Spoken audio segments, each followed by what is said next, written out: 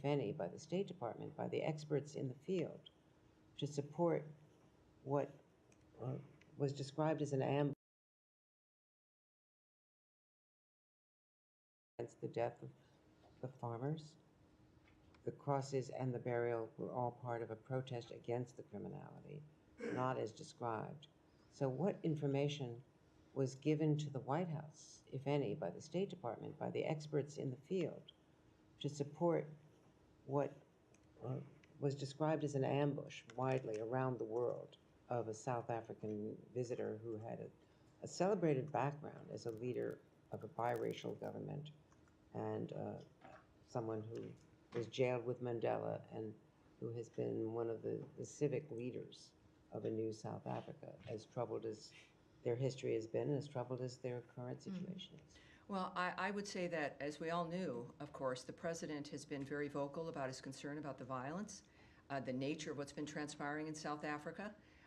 The president did not come to the United States of America unaware of the position and the posture of the president and of the Secretary of State and of his administration. So I would argue against very much that there was some kind of an ambush. South Africa also has been facing a dynamic where there's been regular criticism, ranging from not just the collapse in some ways when it comes to the violence in civil society, but then the referral of Israel with the ICJ for the issues of genocide while ignoring Hamas, cozying up to Iran, the general choices that they've made. In the meantime, also, of passing a law that has allowed them to take property, to possess property of white Afrikaner farmers with no reason. One element is equity. And so when you're passing laws like that target a group, ostensibly sending a message to the population that these people have a price to pay, there's something that they need to be doing, that they deserve to have their land taken, combined with the chance of kill the Boer, the massive rallies where encouragement of violence is prevalent and is at the core of it, in addition to the associations South Africa and its president have chosen to make, like with Iran and their actions against Israel. It creates a picture that is worthwhile having a conversation in the Oval Office. And that is, I think, it is the transparency of the president, certainly both leaders aware of what the concerns have been and what the arguments have been.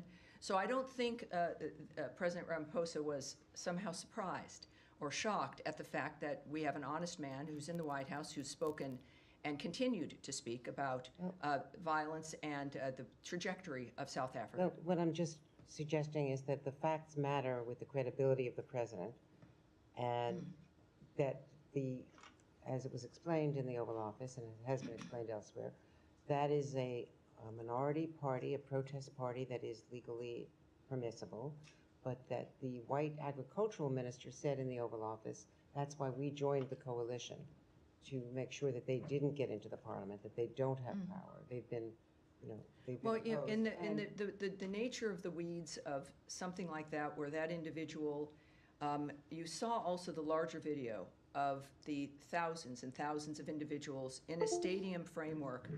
And I think that what Americans in the world and what South Africans see is a movement. Thank you very much. That is not only not punished, but reinforced, but Andrea, reinforced with a law that says, oh, those people that you're calling to have be killed,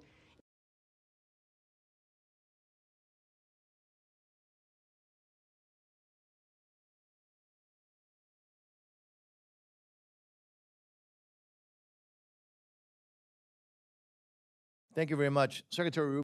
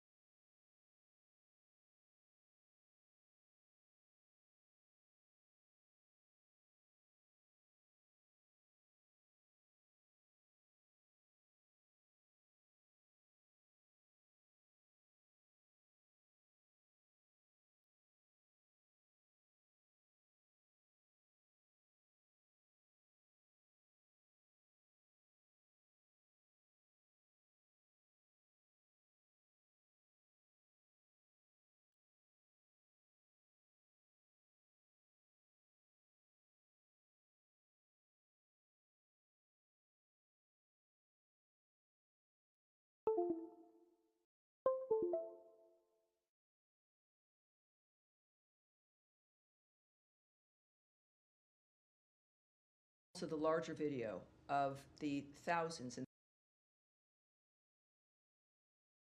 But that the white agricultural minister said in the Oval Office, that's why we joined the coalition, to make sure that they didn't get into the parliament, that they don't have power. They've been, they've been well, you know, opposed. in And the nature of the weeds of something like that, where that individual, you saw also the larger video of the thousands and thousands of individuals in a stadium framework. And I think that what Americans in the world and what South Africans see is a movement and an attitude that is not only not punished, But it's not a but majority reinforced, movement. but Andrea, reinforced with a law that says, oh, those people that you're calling to have be killed, yeah, let's take their land. Who does that?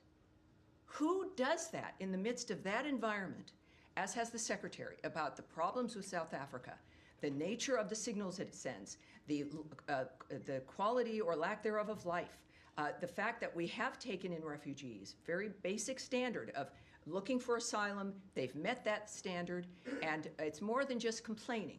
It is about acting and finding Well, an now that you element brought that that where up. we can make a difference for those people. Taking of the land, first of all, it's with judicial review when it has happened. It's not. Now, that- let me it's correct not you right that- there, Andrea, and then I'm going to move on. This particular law, they